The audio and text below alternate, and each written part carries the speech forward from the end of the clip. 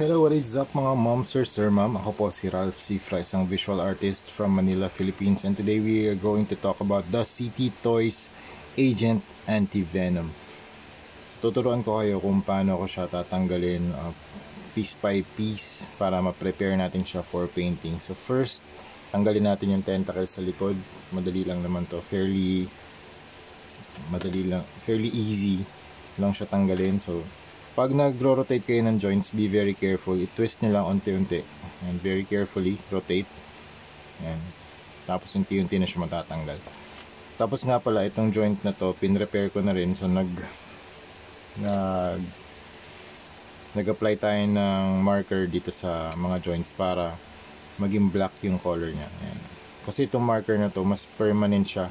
Tsaka manipis. And hindi siya prone to paint chipping, kasi pag paint mas prone siya, since ito may mga friction yan pag nagro-rotate ganyan, mas prone yan to paint chipping and paint scratches. Kaya ang ginagamit ko dyan Pilot Twin marker. Yan. Kailangan lang niya mag-cure and mas matibay siya, mas makapit siya, mas permanent, mas less yung percentage ng paint chipping. Okay, so yan, tanggalin lang natin yung apat. So ito pwede nyo rin itong tanggalin, yan, pero for now kakabit ko muna siya. So natanggalan natin yung tentacles. Now tanggalin nyo yung head. So be very careful lang sa pagtatanggal ng mga pieces. Kung gusto nyo mas malambot pa yung plastic, pwede kayong gumamit ng hair dryer. Yan.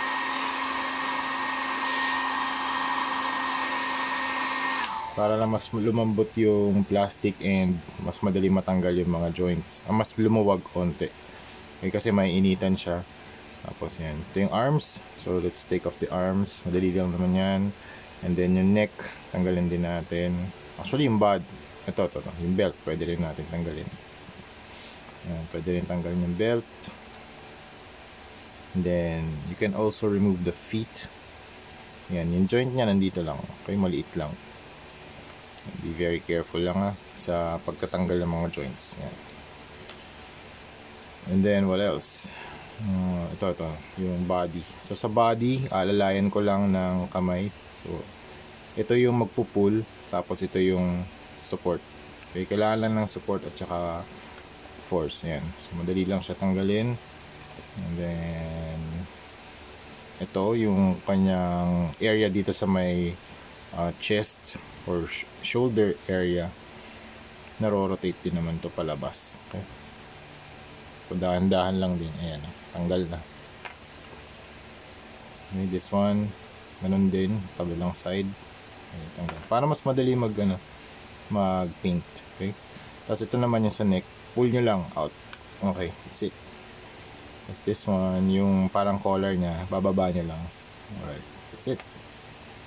Okay, so ito na yung one piece ng kanyang chest and back. Sa shoulder naman, pwede natin tanggalin tong part na to, yung shoulder armor. This one, meron naman nakalagay dyan na R for right.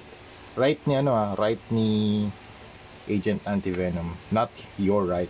Kasi yung right mo, left ni Anti-Venom yan, ni Nuntoy.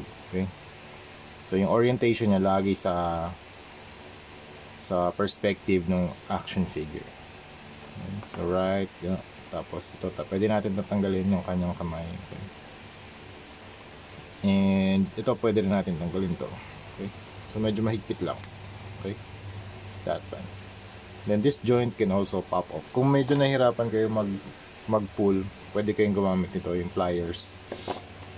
Yan, natatanggal din naman yung mga joints ito. This one and this one.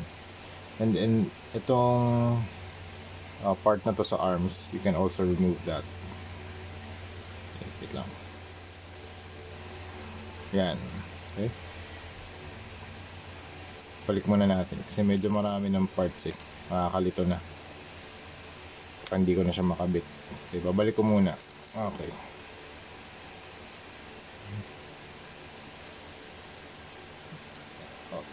okay. Tapos sa feet naman, pwede natin tanggalin tong part na. Ayan. Okay, hindi ko na tatanggalin tong sa part ng legs. Hindi ko na kailangan tanggalin yan. Pwede na natin i-paint yan diretso. Okay, so yan, natatanggal yan. And what else? I think that's it. Yun na yung... Ito ba natatanggal to? Wait lang. Try natin. Hindi na. Masyado na matigas eh. Usually pag ganyan, di ko na ginagalaw. Okay? So yun, yung mga parts. Medyo marami na rin tayong parts dito. So yung recap lang natin, natanggal natin yung mga tentacles. Yung sa arms, na-breakdown pa to. Yan, tanggalin din natin yung mga armor. Yan, yung kamay. And itong forearm niya, tsaka itong shoulders. Yan. So, marami tayong natanggal.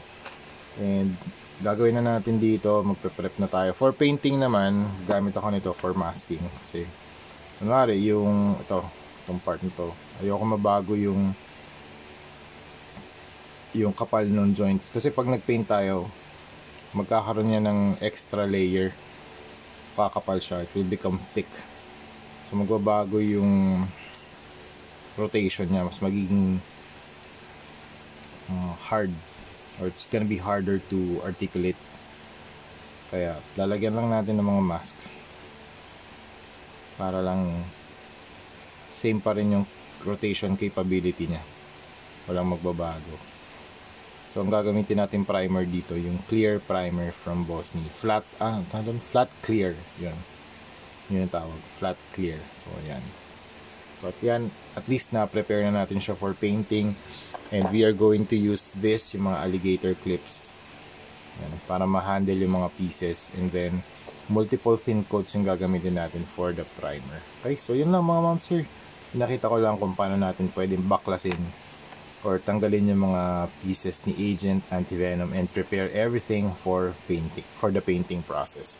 Thank you very much for watching and see you sa next video. Bye-bye!